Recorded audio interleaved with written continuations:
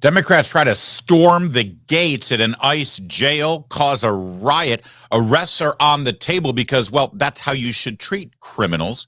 We'll give you all the details and their lies about what really happened coming up in just a moment. Plus, a huge day for President Trump this weekend. He just announced like 2 hours ago 5 major developments, including a trade deal with China, including a ceasefire with India and Pakistan, including the release of the last remaining American citizen. Are you tired of the winning? I'm not. Neither is Joe Pags, who's going to join us to talk about that. And Howard Lutnick absolutely schools Dana Bash, who tried to pick a fight with him over tariffs and trade.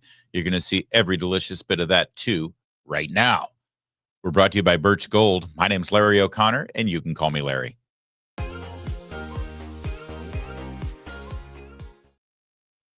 So mark it on your calendar. This July, there's going to be a global summit in Rio de Janeiro. It's the BRICS nations. This is the block of emerging superpowers, as they call themselves. China, Russia, India, even Iran gets a seat at the table. They're meeting with the goal of trying to displace the U.S. dollar as the global currency. They're calling this the Rio Reset. As these BRICS nations push forward with their plans, the global demand for U.S. dollars could decrease. That, of course, will bring down the value of the dollars that you're holding on to right now in your savings and your retirement funds.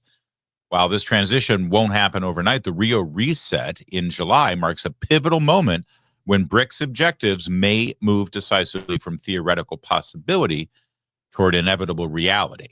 So you're just going to sit there and let that happen, or are you going to do something about it? Learn if diversifying your savings into gold is the right move for you. Birch Gold Group can help you move your hard-earned savings into a tax-sheltered IRA in precious metals. Claim your free info kit on gold by texting my name, Larry, to 989898. They've got an A-plus rating with the Better Business Bureau. They got tens of thousands of happy customers. You know how the internet works. Just take a look at the reviews for Birch Gold Group. Let Birch Gold arm you with a free no-obligation info kit on owning gold before July and the Rio Reset. Text Larry to 989898. Do it today. So Democrats showed up at the gates of ICE detention facility. It's a jail. We're using detention facility as a euphemism, but basically Homeland Security and ICE agents round up criminal illegal aliens who are in this country illegally, have stayed in this country illegally, have broken the law, and are members of gangs. They're put into this prison in Newark, and Democrats hate it. Democrats hate that Trump is enforcing the law. Democrats hate that Trump is doing this and shows how Democrats were incapable. Biden and Kamala were incapable of doing it.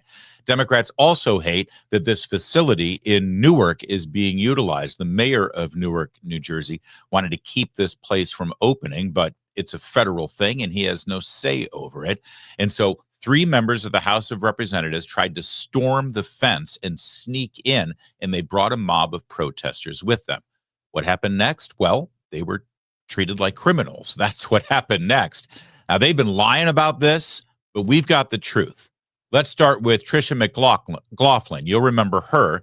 She is the deputy spokesperson for Department of Homeland Security. We interviewed her when we were at the White House a couple of weeks ago. She's very good. She's very effective, especially anyone can be when you've got the truth on your side. Here she is explaining to CNN viewers what the facts are. Thanks, Victor, for having me. I'm glad I can be here to actually give viewers the facts. What happened is that these members of Congress, including the mayor as well, and a mob of protesters, as there was a bus full of detainees going through the gate, they stormed the gate and actually entered the first security checkpoint. This put law enforcement at risk, and this actually put the detainees as well at risk. If any official, including these members of Congress, want to enter the facility and take a tour, DHS is more than accommodating. But just because you're a member of Congress does not mean you can break the law, trespass, put law enforcement at risk, and storm the detention facility. I have yet to hear anyone on this network actually talk about who is in this detention facility. There are members of MS-13, known terrorists, murderers, child rapists. There are some of the worst in this detention facility. And I'm still very confused why these Democrats are so hell-bent on getting these heinous actors out of this facility when we have the proper permitting. And actually, in that press conference, those members of Congress actually noted the great conditions of this facility that our ICE enforcement officers so bravely operate. So let's just be clear here. These Democrats wanted the video of a fight. They picked a fight with Homeland Security and with ICE agents. They wanted a melee. They wanted chaos because they're trying to paint a picture to the American people that ICE agents aren't actually federal law enforcement. They're Trump stormtroopers, and Trump's a fascist, and this is a death camp that he's put these people in. But the overriding image that the American people are going to take away is, once again, Democrat elected officials not fighting for you, not fighting for safe neighborhoods where U.S. citizens and taxpayers are trying to live their peaceful lives. No, these Democrats, these elected Democrats, are fighting for the criminals. And actually enforcing the law and imprisoning these criminals is what they're protesting against. That's the indelible message that they're leaving. They're also lying about what happened. Here's one of the, well, actually all three of the Congress people were on CNN with Dana Bash because that's why they did this. They wanted publicity. And then take a listen to what one of them lied about. But there's no reason for it. Nothing happened other than the chaos that they created themselves. If anything, we were pushed and shoved and found in a very vulnerable situation for the three of us. Wow. And obviously something happened with, oh, that's her makeup? Oh, okay. I thought maybe she got roughed up a little too in the face. All right. So we got a he said, she said situation, or she said, or she said, they said, or, well, either way, we can only clear this up by looking at the video. So let's roll the video. What exactly happened? You heard Tricia McLaughlin there. You see, one has to think that this detention facility has a, I don't know, what's the word for it? Front door. That's the word. Yeah, a front door. And so were they at the front door trying to get in and set an appointment so they could exercise their oversight on the facility? No. They went to the gate at the driveway at the parking lot. And when you heard Tricia McLaughlin paint the picture, when they needed to open that fence to allow a bus in with criminals to be detained, they tried to storm that gate at the parking lot. That's what Tricia McLaughlin said. Now, you just heard the Congresswoman say, hey, nothing happened there, except they started roughing us up. They started it with us. They started pushing us around. They started fighting with us. Well, if keeping a congressman from going through an open security gate and following a bus in while a mob of protesters were following them, if that's what you call roughing people up, well, okay. But who really pushed who here? Let's watch.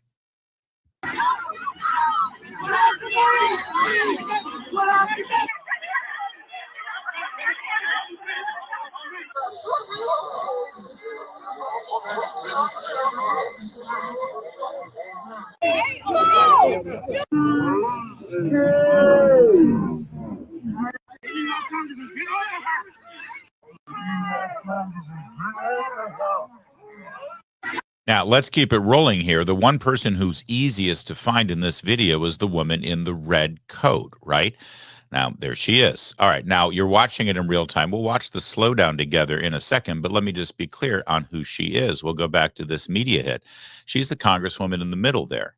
She's a congresswoman from New Jersey. That's her. She looks just like she looks in the video there, except now she's wearing a blue coat instead of a red coat. All right, so watch her actions. Watch her arms.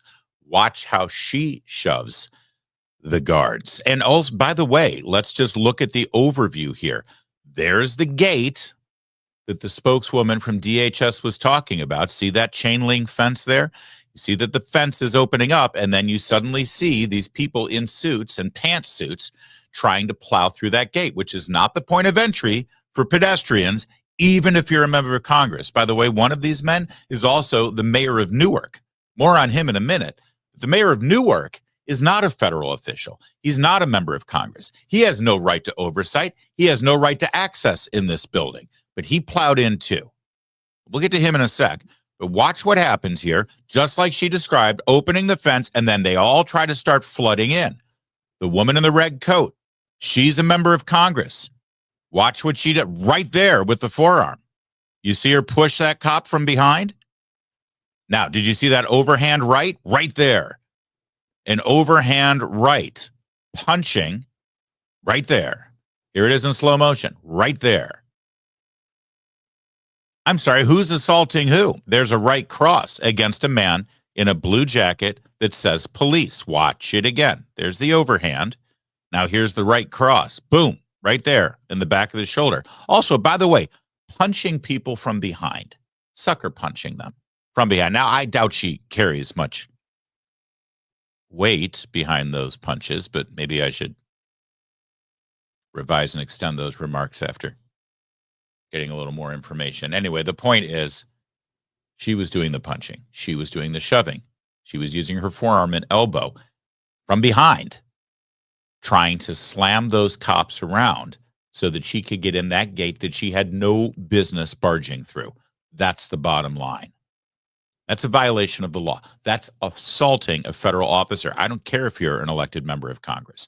She had no business being there, not in the way that she was there. Yes, they have oversight responsibility. They can't demand to storm into any federal building at any time, and especially not a corrections facility or a detention center. These are high security locations. You can't just show up and say, I'm a congresswoman, let me in. And you certainly can't barge in the way that she just did. That's anarchy. But this is what the Democrats want you to believe. They want you to believe that, hey, don't you know who I am? I'm a member of Congress. Let me in now. Yeah, try that again. So here's Tricia McLaughlin one more time. Now, this morning on Fox and Friends, laying out exactly what might happen here with these members of Congress. Do you have that footage, Larry? I do. Hang on. Thank you. Sorry about that. Here we go. It was a very tense situation. It unfortunately did not have to be like that. They created that confrontation. They created that chaos. So did your agents create this confrontation? Absolutely not, Lawrence. They were just simply doing their job and trying to keep the facility safe. Body slamming, body ramming, striking an officer, pushing, shoving, whatever you want to call it. It sure looks like assault. People should watch that and decide for themselves. There's no place for that, especially members of Congress. It is so beneath them to be treating law enforcement like this, our brave law enforcement. We thank them for keeping that facility safe and keeping Americans safe every single day. So, Tricia, they later got a tour of the facility. What happened once they received a tour? Did they see anything that was wrong?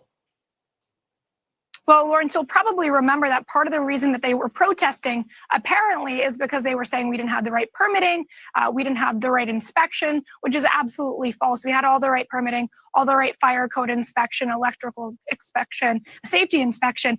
But in a press conference afterward, just showcasing that they want their 15 minutes of fame, they actually said that the conditions in the facility were quite good and up to snuff. So it's pathetic, and we won't stand for this in this administration. We're not playing games with the safety of our law enforcement.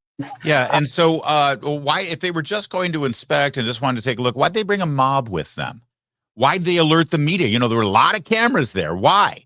Why did they alert the media, bring a mob, and why did they go to the chain link fence where the cars are driving in and out instead of going through the front door? Good questions all, and they won't answer it because then it would expose the lie. See, they did want the photo op. They wanted this situation. They wanted their 15 minutes of fame, as Tricia McLaughlin just said. They were only missing AOC, dressed all in white with her red lipstick, crying in front of the parking lot because she was brought to tears based on what was going on the inside. This is who they are. This is what they do. We don't just get publicity and have a press conference. We bring a mob and we riot, and then we blame the people that we're rioting against for causing the situation in the first place. Tricia McLaughlin just said the American people can judge for themselves. And, well, you just saw the video, and I would love for you to judge for yourself. Who do you think is wrong here? Who do you think caused this problem? Who do you think, as the kids on the playground like to say, started it? Let us know in the comments section, because I have a hunch I know who you're going to think are the bad guys in this whole scenario. One other correction, though, we do love Tricia McLaughlin. I think she's fantastic, and she's great for DHS, and she's going to have a great career. I'm glad that she's there. But she got one thing wrong. When she said that this was beneath these members of Congress, no. This is not beneath the Democrats in this House of Representatives. Let's face it. Look at what they've been doing for these last 120 days or so of the Trump administration. They're rooting against our country's success. They're rooting against law and order. They're rooting against the enforcement of our laws, especially our border security and our immigration laws. And they're bending over backwards to represent the criminal element who aren't even citizens of this country, rather than we, the people, the taxpayers, the actual citizens of this nation. This is exactly who they are. It's not beneath them. It's right down there where they are. But other than that, McLaughlin knocked it out of the park. She's the best.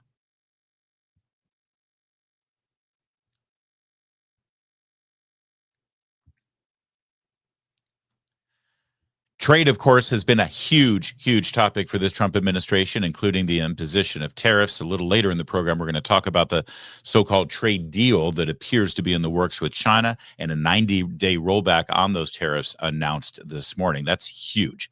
But yesterday, before that announcement, Howard Lutnick, he's the Commerce Secretary, and some call him the architect of Trump's tariff strategy, he appeared with Dana Bash on CNN.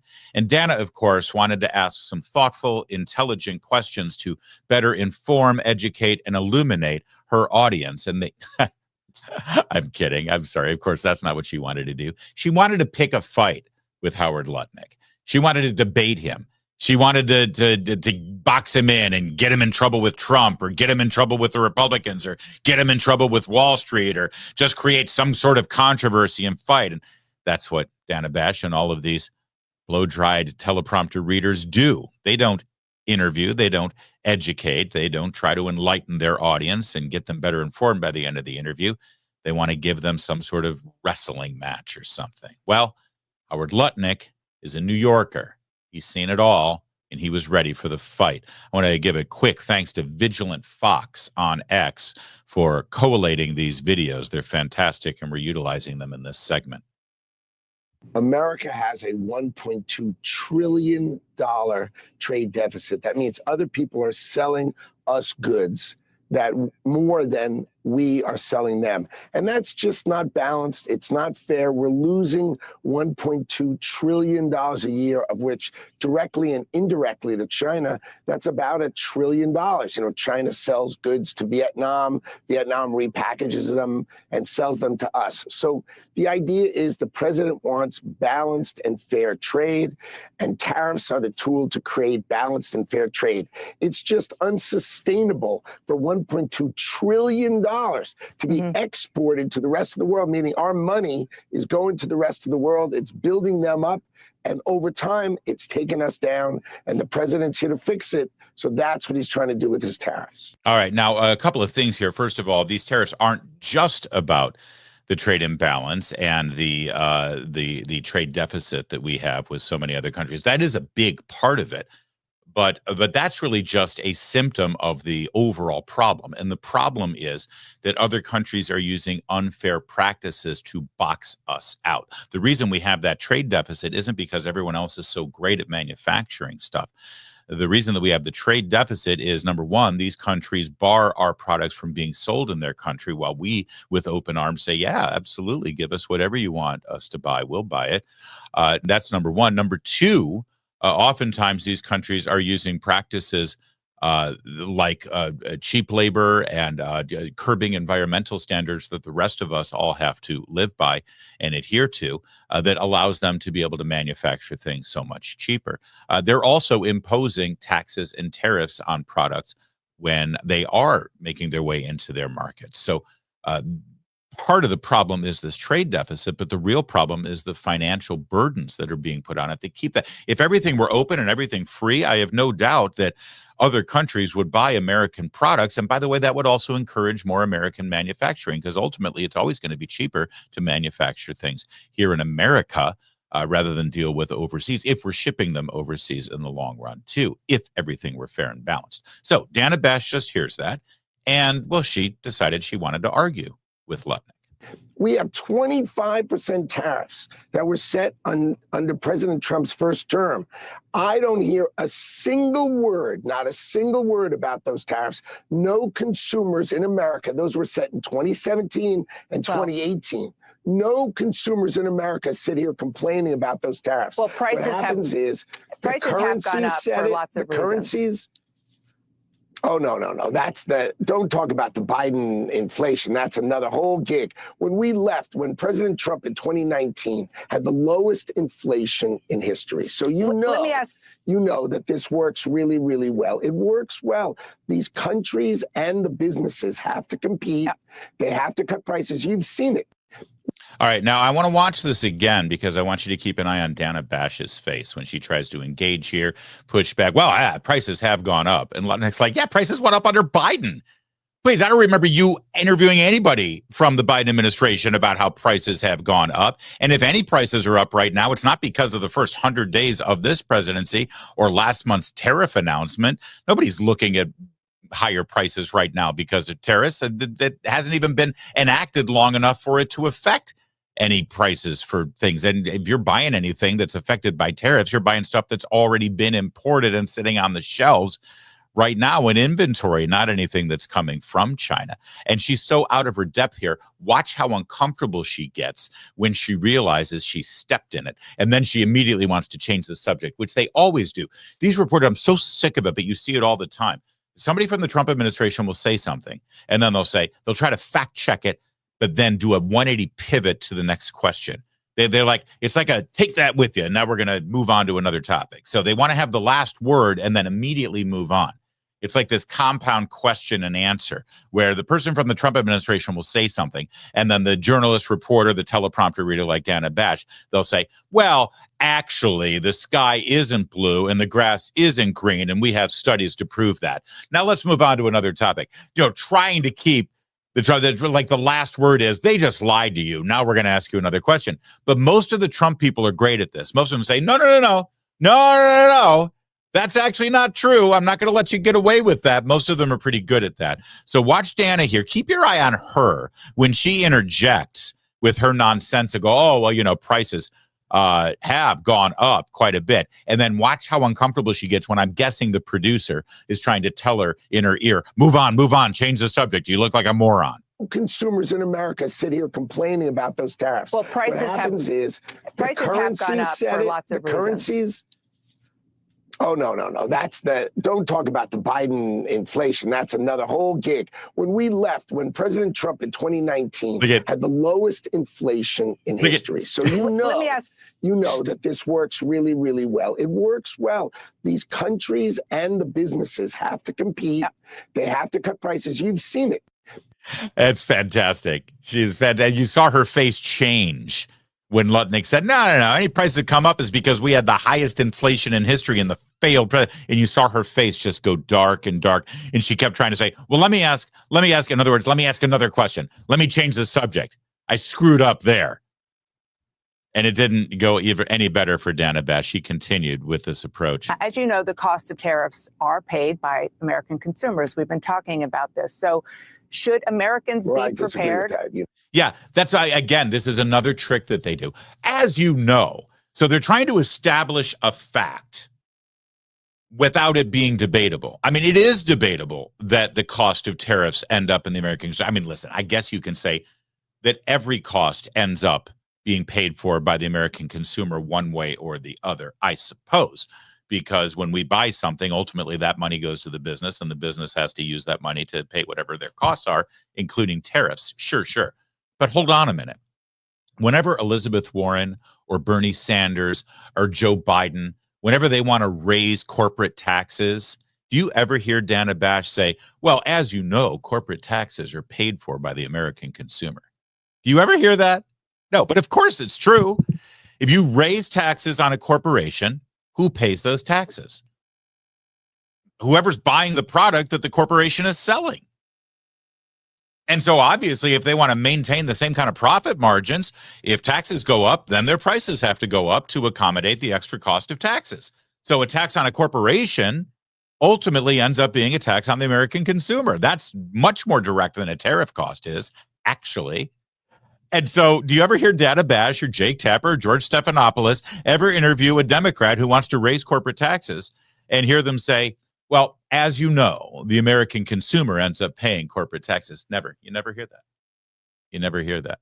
But here's Dana Bash trying to establish this fact without having it be debated, which is always a trick that they like to do.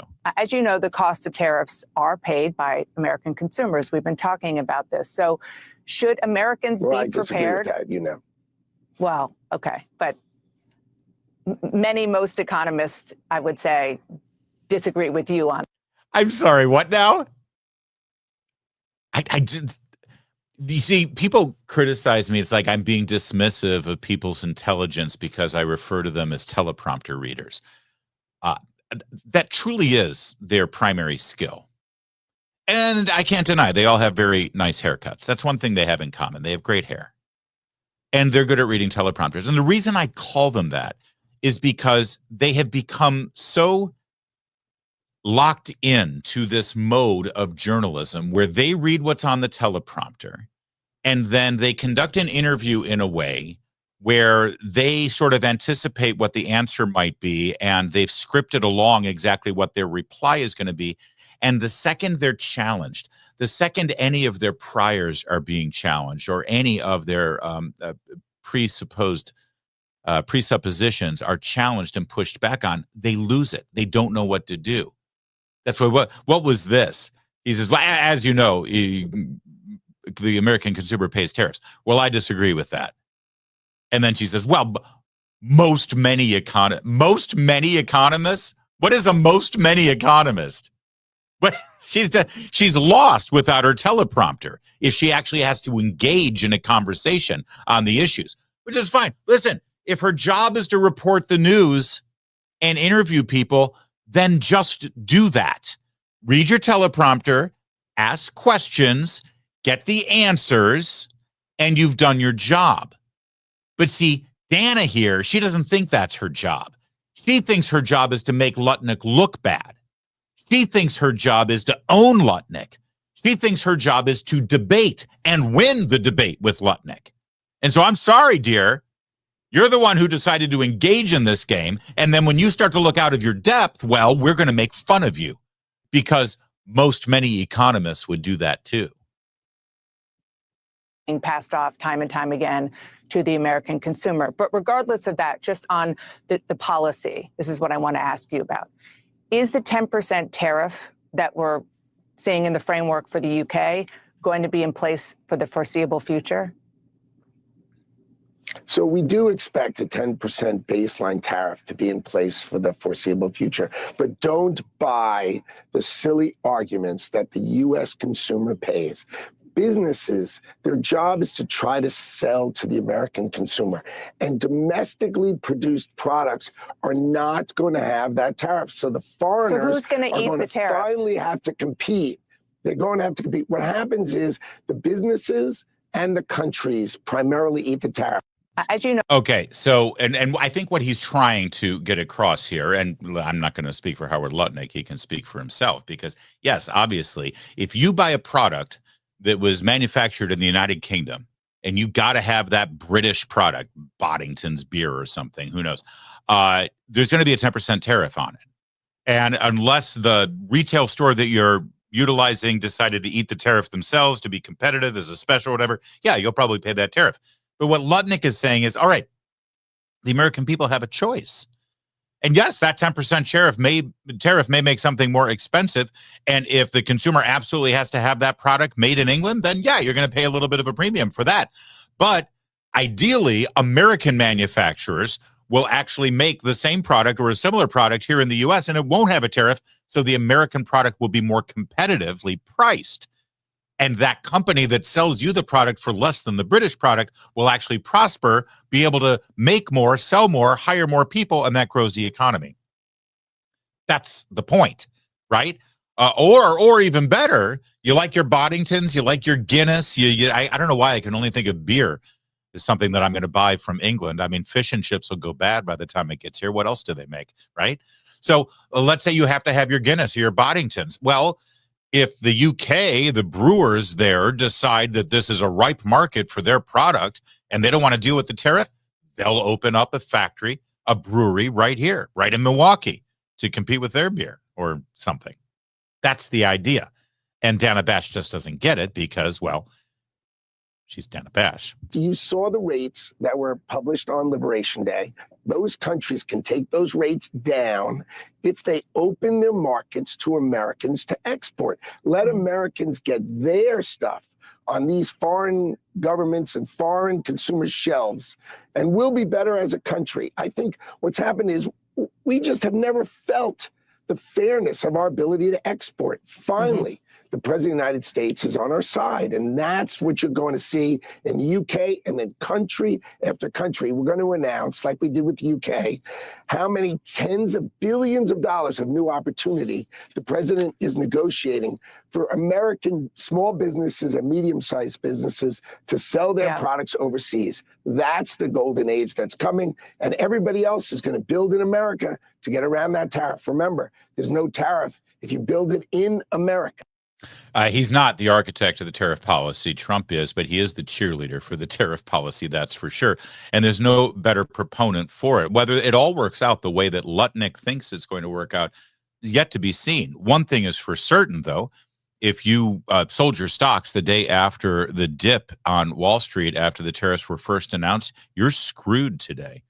Because 1 month later, 6 weeks later, we've got a negotiated deal with the UK. We've got a framework for a deal with China, and the markets are exploding. Now, that's not the ultimate measure of the economy, but for the last month, I've been hearing people say that Trump ruined the economy. And if that's the case, and they're measuring it based on how Wall Street responds, well, he didn't ruin it for very long. And most of the people who are commenting on this are kind of out of their depth because all they know is talking points to try to beat Trump up with. And it doesn't go any deeper than that. It is a complex issue. Absolutely. One thing, though, you see from the talking heads like Dana Bash, which is consistent, is that they don't know how to deal with a president who is trying to look out for the best interests of the American worker, manufacturer, business owner, and consumer all at the same time. For the last 25 or 30 years, it's just been one thing. We want the American people to be able to buy things as cheap as possible. We've had that. It's true. But that also means that when we have a pandemic and a lockdown, we can't manufacture anything here. If we have to go to war, God forbid, we won't be able to manufacture half of the things that we need right here. We won't be able to source it. We won't be able to resource it. And also, we're beholden to one country who not only holds a chunk of our debt, a huge chunk of our debt, but they're also building up a war machine that is designed specifically to go to war with us. That's a recipe for disaster, and Trump's the first one to actually do something about it. And I think every reasonable person recognizes something has to be done, and no one else has any better ideas, and they don't know what to do with that. The weird thing, though, is when they comment on the way the economy is right now and manufacturing and pricing and all of that stuff, they act like this has always been this way, that there's no way that anything could ever change, that this is just the way our economy and our manufacturing setup has been forever. And it hasn't. It's been 25 years. That's all. That's not even a quarter of the time this country's been around. There was a time when we made stuff. There was a time when we straddled the planet as the king of manufacturing and the king of consuming those things that we manufacture. It's a very relatively short time in our world history that we've had this paradigm that we're in right now. And anyone who looks at it reasonably knows it's unsustainable. And we finally have a president who's trying to fix it. All right. Hey, real fast, Kevin, because we're going to bring Joe Pags in here. Let's quickly acknowledge our very cool super chats that we got. If you don't mind, Ball State alum, Jeff with a $10 super chat. Wait, Bobby from the South Side is the Pope. I loved that cover of the Chicago Sun-Times. The Pope. Meredith keeps calling him Pope Bob. It is a remarkable thing to have an American Pope. Number one, I hope y'all watch we did an impromptu live stream in the afternoon right as the announcement was made with Ed Morrissey of Hot Air, and it was a blast. And how about the Pope's brother too? Boy, watch what you share on Facebook. You never know, your brother could be Pope. Captain Patriot, what a great name, Captain. $2 super chat. I'm judging they should all be in jail. Yeah, those Democrats should all be in jail. They were trespassing. I'm guessing that they won't actually go through the process of the DOJ going up. But you know what? If it's for the administration, Congress, they will prosecute. So maybe they should. And on top of that, they should also be expelled from Congress, and their vote should be forfeited to the Republican Party. Well, there's one way to do that, and that is for New Jersey to finally come to its senses and start voting properly and get some redistricting in there, too. Angela with a $10 super chat. Funny, I haven't heard leftist Looney Tune and lamestream media say no one is above the law in support of arrest. To the Oompa Loompa in red, stick to making chocolate. Oompa Loompa. How dare you, Angela? That's just very funny, actually. And yes, exactly. No one is above the law. So maybe they should throw the book at him. Angela, for a $5 super chat, would that be the economist who said inflation is transitory under Bozo? Clown News Network. Yes, CNN is absolutely clowning themselves on a daily basis. All right, cool. All right, let's swing over to our buddy Joe Pags then, shall we? Pretty busy morning at the White House today as President Trump made a series of announcements of accomplishments from the last 48 to 72 hours. It's so much. I mean, he did more this last weekend than Joe Biden did pretty much in his entire career, let alone his 4 years as president. It's so much to cover that I can't do it alone. I'm calling in reinforcement. I need some help. I got Joe Pags, the legendary Joe Pags. The word legend is thrown around a little bit too much in this business, but this man is a legend, and he's now bringing his show to the Salem Podcast Network, our partners, our friends. Joe, welcome to the family, and it's good to see you. Larry, so glad to be in the family, and thanks for having me on today, man. It's a real privilege. Thank you. Well, hey, just before we even get into the details, I mean, seriously, we got a China trade deal that they said would never happen. You know, he ruined the economy, and now look at the Dow. You got the pharmaceutical announcement. What I really want your opinion on that. We're going to place some remarks from the president on that. You got a ceasefire with the Houthis. You got a ceasefire with India and Pakistan, and then you've got the freed American hostages, the last one that the Hamas was holding. That's a remarkable weekend for the president. Yeah, it's an immense weekend, and the guy just keeps on getting the job done. And if you look at the legacy media, they're still trying to find out, how can we complain about lower pharmaceutical prices? How can we complain about stopping the war between India and Pakistan that's been going on forever? How can we complain about the China deal? And they'll find ways to, but it just is going to lower their approval rating even more. What are they, 20% now, if that? So I love watching him work. I love seeing that he just doesn't care. He's handling the media differently than he did the first time around. I still think he gives them too much access, but he's handling them better in that when the questions come in, he has no problem looking right at them. You won't talk about this. You won't report on this. That's a stupid question. I like when he does that, because these people, I think the first time around, he tried to get along with them. Now he knows, I'm just going to get the job done. And if you don't like it, don't worry. The American people will like it. Yeah, and politically, the media and the Democrats are always aligned, of course, but the only thing they've got going for them now is to literally root against all of these things. Yes. Root against Trump's success, which, of course, means rooting against America's success. It's just so dumb. Who's going to complain about lower prescription prices? Oh, the poor pharmaceutical companies, they're going to be in the poorhouse. I'm not sure I understand how you go against any of this stuff, but, of course, all weekend they talked about some dumb plane or something from Qatar. Right. So, right. You know what I mean? That's the only thing that happened this weekend, that we might have a plane temporarily while Boeing finishes the job on Air Force One. It's silly, but it gives us stuff to talk about. Yeah, Trump should have said that Don Lemon took the plane and lost it in a black hole somewhere. But let's get to the president's remarks. The biggest headline really coming out of this weekend. Treasury Secretary Scott Bessent sat down with his counterparts from Beijing in Geneva. Little did we know that the fruits of those conversations, we thought were the preliminary discussions, actually resulted in a 90-day rollback on these tariffs, assuming that they're going to get a final deal. Here's the president announcing it just moments ago. And they've agreed to open China, fully open China. And I think it's going to be fantastic for China. I think it's going to be fantastic for us. And I think it's going to be great for unification and peace. China will also suspend and remove all of its non-monetary barriers. They've agreed to do that. Well, they're very numerous. But again, to me, the biggest thing that came out of that meeting is they've agreed. Now we have to get it papered, but they've agreed to open up China. Going to be great for everybody.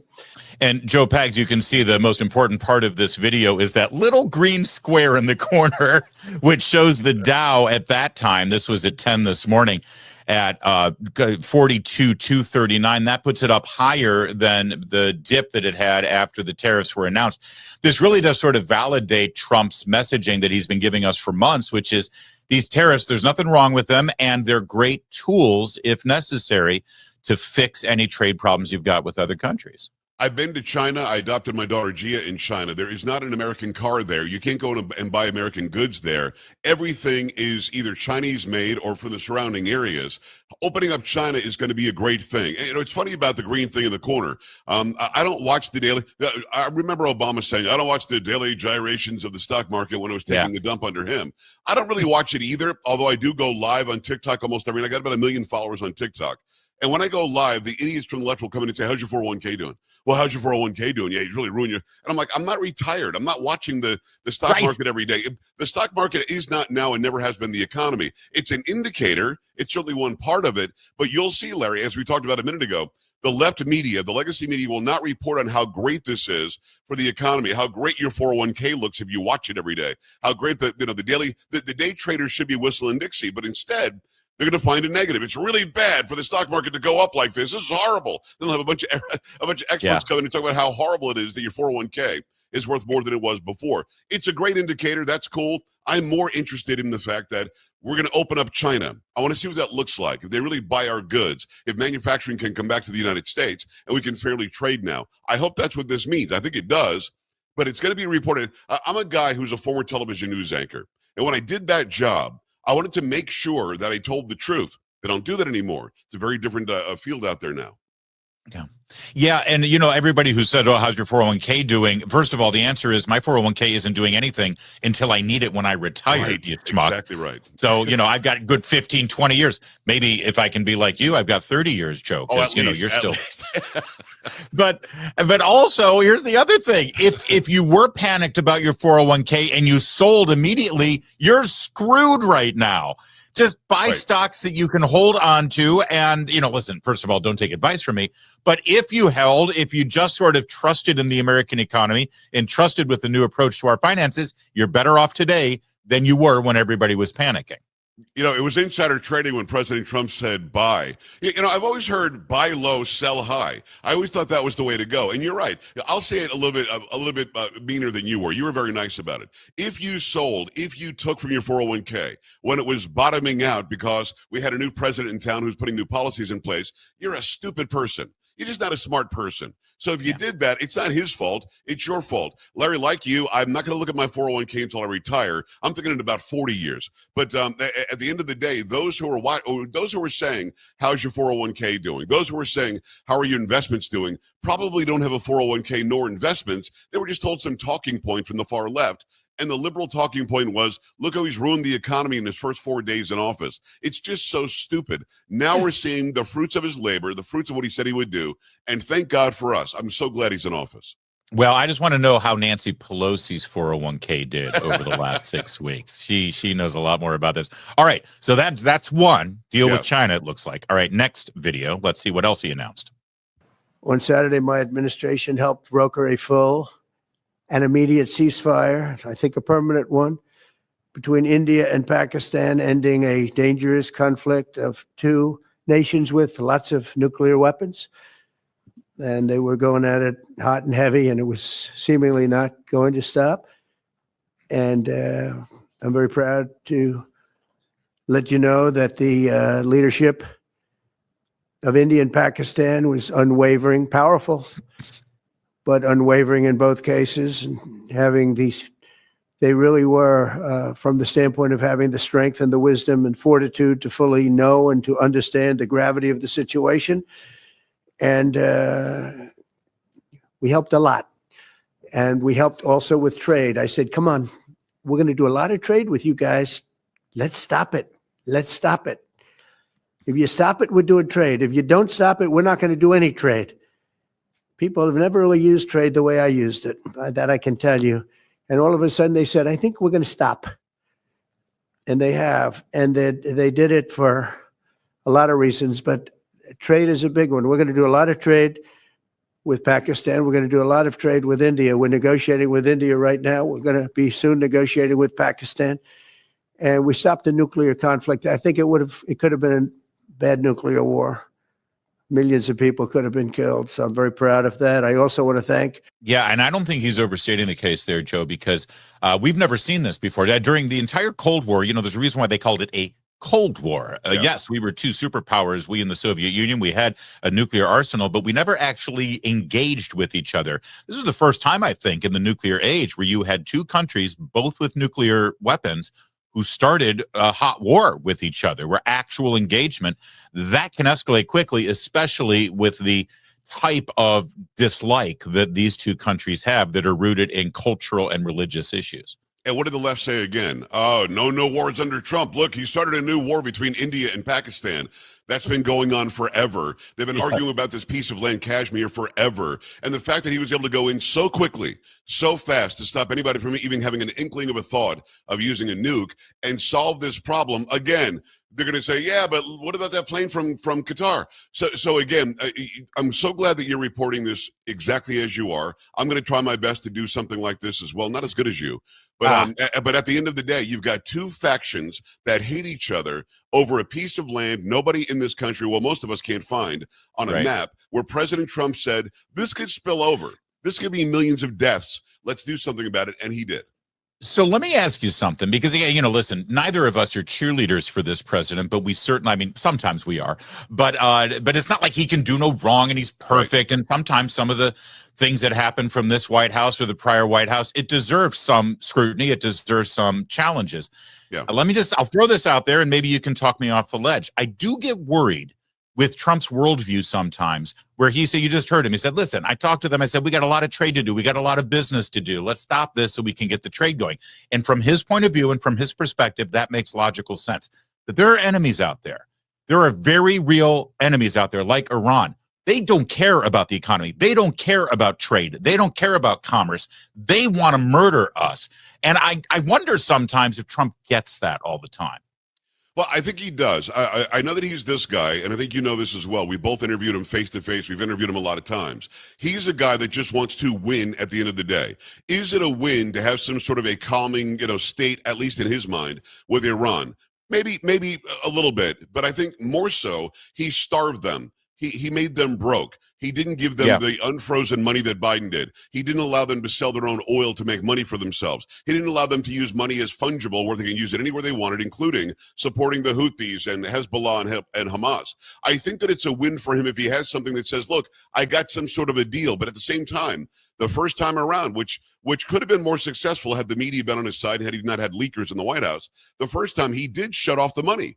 Iran couldn't do anything. They could saber rattle all day, death to America all day in Parliament, but they couldn't do what they ended up doing for 4 years under Biden. I think that any sort of a deal with our enemies, and they're real enemies, and I think he knows that they're real enemies, any deal with those enemies will be to shut off the pipeline of money that goes in to help support killing Americans and other good people around the world. The one thing that I would complain about in the first 100 days, not that you asked, but I'm not a cheerleader in that everything he does is great.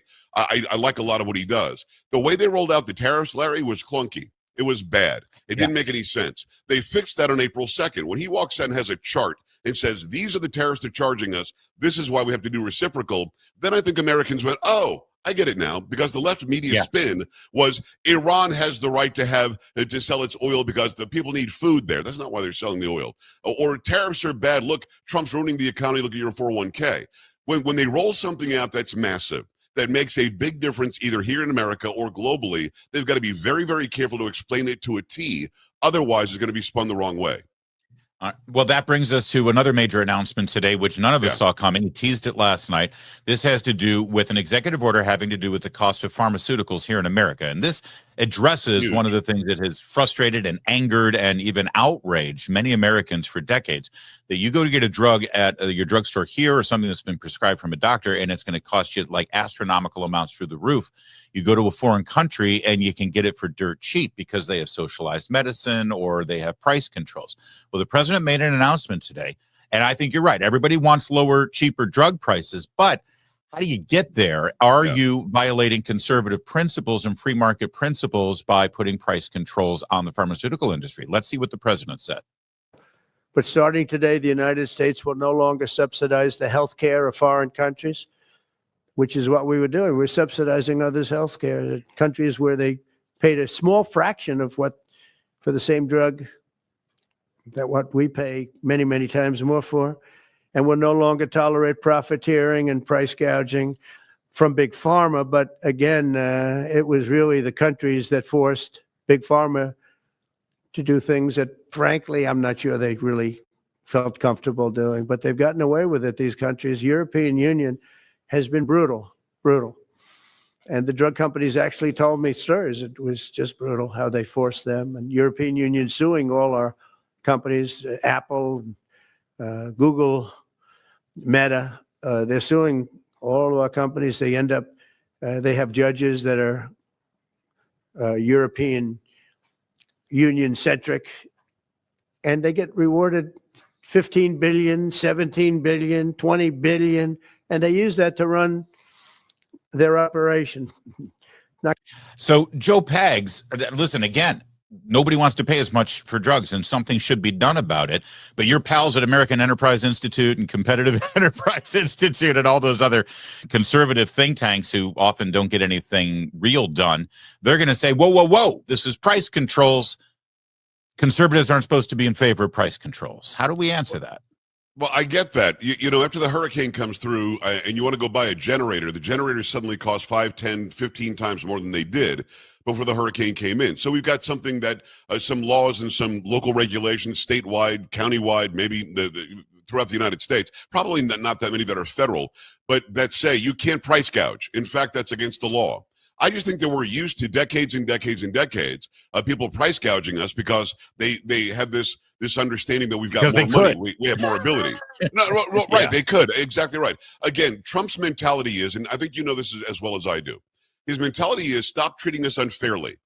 Stop having us play the baseball game and you get 5 runs before we start. Stop, because we look like the soccer. We look like the Patsy. He's right back there in Queens again. Yeah. And nobody ever pushed back. That's the problem. And he's a guy from Jamaica, Queens, like my mother's from Jamaica, Queens, and he's going to fight you if you're being unfair. I think he just wants something fair. Does a so-called price control, does that come off as fair? Is that a conservative value?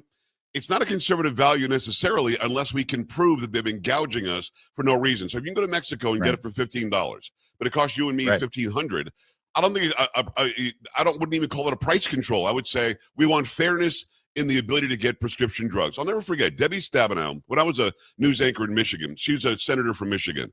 She would take people by the busload, and I didn't agree with a lot of what she did, to Canada, across the border into Canada from Michigan, buy a bunch of pharmaceutical products that the elderly, especially who are on price controls as far as their income, would go and get at a much cheaper price. They could live a better life. Why should we have to go into Canada and get a cheaper prescription drug when it's the exact same pharmaceutical from the exact same place, just maybe with a different label where it said A on the end of the label or something because it's in Canada? I hate calling it price controls. I guess in essence it is, but we should do something that'll force them to be fairer. Is there a better way to do it than to just say across the board 30 to 80% cheaper for prescriptions because I said so? Is there a better way to do that? Probably. You could probably package it in a different way where it doesn't look like a price control. What leverage do we have against the pharmaceutical companies to stop doing it? Let's maybe use that leverage. But I hear you. I am a conservative through and through, but I don't want to be screwed because I'm in America. I just don't want to. Right, and being conservative isn't, a suicide pact. It's like if your principles and your ideas have actually made things worse, then you should re-examine those principles and try to modify for the world we're living in. I'm with you. And maybe this is like tariffs, where this executive order is a tool, a weapon, a threat against the pharmaceuticals for them to clean up their act. And let's face it, the way they behaved themselves during the pandemic and the lockdown and with the shots, and that they have not earned anybody's good favor, this industry, over the decades. So who's going to go to bat for them? Quickly, though, did you just break an investigative story that Senator Debbie Stabenow is guilty of drug trafficking across international lines? I think they actually called it something, and she got the approval before she did it. I don't think I was letting any secrets out, although not a fan of Stabenow. If I got her in trouble, I'd be okay with that, to be honest. All right, let's turn to another agreement. This one was forged on, I believe, late Thursday or Friday, but the announcement officially today. The Houthis, this terrorist group that's funded by Iran, thank you, Joe Biden, for bankrolling them, has been firing on American vessels and blockading naval passages and shipping routes in the Middle East for over a year now. Biden literally did nothing about it. Trump, he did something about it. We also, as you know, created a situation where the Houthis, for the first time ever, have ceased firing, and they've let it be known that they're not going to be firing at American ships anymore, not going to be firing at Americans anymore. This was a heavy barrage that lasted for approximately 50 days. And as you know, they've been in war essentially for forever.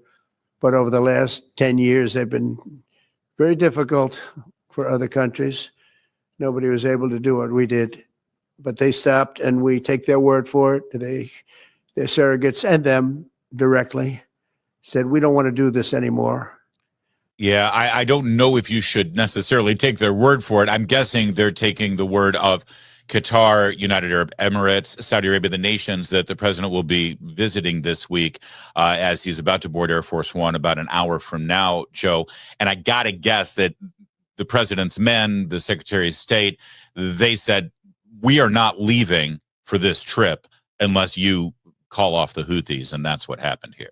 Well, I agree with you. I want to bring up something that happened last week. And again, as a former journalist, I'm a reformed journalist.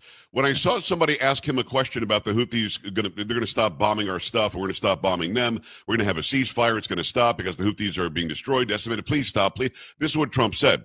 A reporter that was in the Oval Office, Larry, I'm sure you heard this, says, well, how do you know that? You're talking to the commander-in-chief of the armed forces of the United States, who only makes actions as the commander-in-chief if he needs to. We need to take out the Houthis because they're bombing us. The Houthis want to stop. Okay, we're going to stop. The reporter literally wanted Trump to say what, like the New York Times told him. I'm not really sure what they were looking for. This is so poorly reported. What you just did was just give the information to your audience, and I get to talk about it as well, that the Houthis are being decimated. And also, and I think you're right about this angle, I'm not going to the Middle East until they stop it.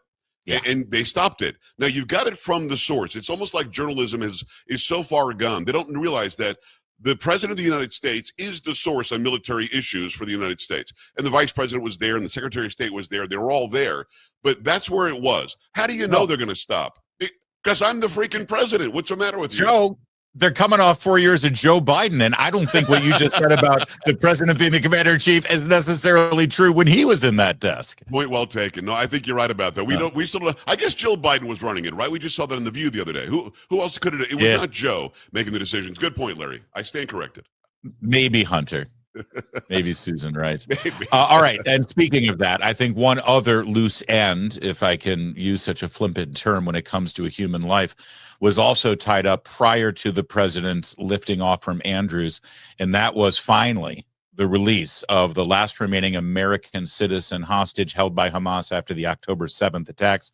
Again, you barely heard Joe Biden say anything about this, or Antony Blinken, or Jake Sullivan. But this has been something that the president has been hammering almost every day, and he made the joyful announcement today. And third, I'm very happy to announce that Idan Alexander, an American citizen who until recently most thought was no longer living, thought was dead, is going to be released in about 2 hours, actually. And he's going to be released before the eyes of Steve Witkoff, who has done a fantastic job. I just, I know a lot of people that have a lot of talent. I know Steve had a lot of talent, but I know a lot of people with a lot of talent. But there's one that I thought had a special way about him, special personality. Aside from being a good deal maker, had a special way about him, and it was Steve. Knew very little about the subject matter. Who does? But he learned it in about 2 hours. And he's been fantastic. So I want to just thank Steve. But they're going to be releasing Edon in about 2 hours from now, or sometime today, let's say. And again, they thought he was dead just a short while ago. His parents are so happy. It's obviously a joyful thing and a long time in the making. I'm curious. First of all, Joe Pags, this is a wonderful thing, and we got to get all the hostages as well as the Israeli hostages too. But it's good that we got the American citizen. I hate to even ask it, but isn't it remarkable? Aren't you, even with our cynical view of the media, aren't you a little stunned that this was not a daily drumbeat of a scandal during the Biden administration, that American citizens were held hostage? Look at all these other hostages that Rick Grinnell's been able to free up from Venezuela and from other countries in Eastern Europe. And we never heard a damn thing about them. What are journalists doing in this town? They were playing the deflection game to keep their bona fides. They had to act as if this guy really was in charge. They had to run cover every single day. They had to make sure that they only found the so-called good things. They had him not press KJP, Karine Jean-Pierre, ever in the press room. If you asked about a hostage, she would say, I would direct you to the State Department. If you asked about something that happened with the Secret Service, I would direct you to the Secret Service. If you asked about the president when he's on vacation, I would direct you to his wife. So you never got any answers. They ran interference on purpose. Now, suddenly, Larry, they're trying to make up for it by, at the stupid correspondence dinner the other day, the guy from Axios says, we probably should have done a better job covering how far gone he was in his last year. And literally a half an hour later, they handed the guy an award for excellence in journalism. So journalists in this country, they'll say if this guy wasn't released within 2 hours of Trump making the announcement, see, it was 2 hours and 4 minutes, he's a liar. And at the end of the day, right, you know good from bad, you know good from evil. So does everybody watching, listening to your great show. They didn't buy that BS for 4 years, and now finally we're getting some truth. And we're not getting it from the journalists. Again, he's given access to us like we've never seen before. We're getting it from him. And thank God we are. But you're right. You have American citizens that were behind. The reason why Biden's administration didn't do anything is because they were trying to straddle the line. The Palestinians are good and the Israelis are good. You can't do that. Trump came in and said, we're going to make it Trump-a-lago over on Gaza, and we're going to make sure that everybody's released who is still alive, or else you'll all die. I mean, that's the only way to do it. He went in and he showed the strength that we inherently have. Yeah. And listen, every time I complain about the media, which is daily on this show, I always wrap it up by saying, that said, don't ever change, because that's why our numbers are growing. It's why your show is exploding, Joe Pags, and now part of the Salem Podcast Network, because people now have alternatives. They don't have to worry about the gatekeepers. They're going to get the truth and the information delivered to them in a way that makes sense to them. And as long as the media continues to bear their head in the sand and act like propagandists, that just helps us. Larry, it's why he won election. It's why he won the office back, because he won on shows like yours and mine and Rogan and Bongino and fill in the blank, all the podcasts, all the radio shows, all the so-called new or alternative media. That got it done. And Kamala Harris was afraid to go on shows like that, except for Call Me Daddy, Call Her Daddy, something like that, where they made up a fake set for a couple $100,000. The people who listen to you and watch you, I'm sure, tell you like they tell me. Thank you. You're telling the truth. Thank you. My grandfather, thinks that it's something else. Thank you. My coworkers are lighting me up about this thing because they only watch CNN. You have to have a balance. And I think we've got a better balance now than we've had in probably 50 to 80 years. I just want you to know, Joe Pags, that we're going to isolate the audio of you saying, call me daddy. It's going to become my ringtone when you call me. And you say, oh, Pags is calling. Call me daddy. Call me daddy. We're going to use it as a drop on the show. You gave us gold just now, Joe Pags, and that's why you are. Brother. Hey, listen, thanks for having me on the program. Thank you so much. You bet. Great to see you. And again, welcome to the Salem Podcast Network. Everybody go over and subscribe now wherever you like your podcast or listen to your podcast. Add Joe Pags to your daily listening pleasure.